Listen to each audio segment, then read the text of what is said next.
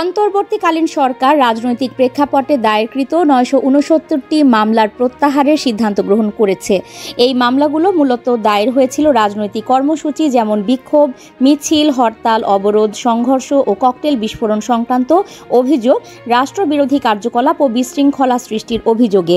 মামলাগুলোর অধিকাংশই বিএনপি ও তার অঙ্গ সংগঠনের নেতাকর্মীদের বিরুদ্ধে দায়ের করা হয়েছিল। বিশেষ করে 2013 থেকে 15 ও 2018 সালের নির্বাচন পূর্ব ও পরবর্তী সময়গুলোতে। একটি সরকারি আদেশে বলা হয়েছে, বিশেষ বিবেচনায় সরকার এসব মামলা প্রত্যাহারে সম্মতি জানিয়েছে। সংশ্লিষ্ট মন্ত্রণালয় থেকে এই আদেশ ইতোমধ্যে জারি হয়েছে এবং তা কার্যকর করার নির্দেশনা প্রদান করা হয়েছে। প্রত্যাহারযোগ্য মামলাগুলো মূলত রাজনৈতিক কর্মসূচি, সভা সমাবেশ, মিছিল এবং রাজনৈতিক বিরোধের সময়কালীন ঘটনাকে কেন্দ্র করে দায়ের হয়েছিল। সরকার মনে করছে এসব মামলার বিচারিক প্রক্রিয়া অব্যাহত রাখা অনাকাঙ্ক্ষিত জটিলতা সৃষ্টি করতে পারে এবং রাজনৈতিক পরিবেশকে উত্তপ্ত রাখতে পারে। নতুন আদেশ অনুযায়ী জেলা প্রশাসক ও পুলিশ সুপারদের মাধ্যমে সংশ্লিষ্ট থানাগুলোতে নির্দেশ পাঠানো হয়েছে।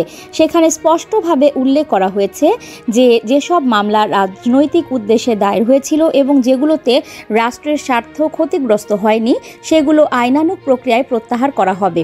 এই আদেশে আরও লেখা আছে যে উপর্যুক্ত বিষয়ের পরিপ্রেক্ষিতে নির্দেশক্রমে জানানো যাচ্ছে যে সরকার ফৌজদারি কার্যবিধি 1898-এর 494 ধারায় আওতায় ঢাকা মহানগর এলাকায় নিম্নোক্ত মামলাসমূহ প্রসিকিউশন না চালানোর সিদ্ধান্ত গ্রহণ করেছে, যার মানে হলো কোনো মামলা বিচারাধীন থাকাকালীন সরকার চাইলে আদালতের অনুমতি নিয়ে মামলা প্রসিকিউশন না চালানোর সিদ্ধান্ত নিতে পারে।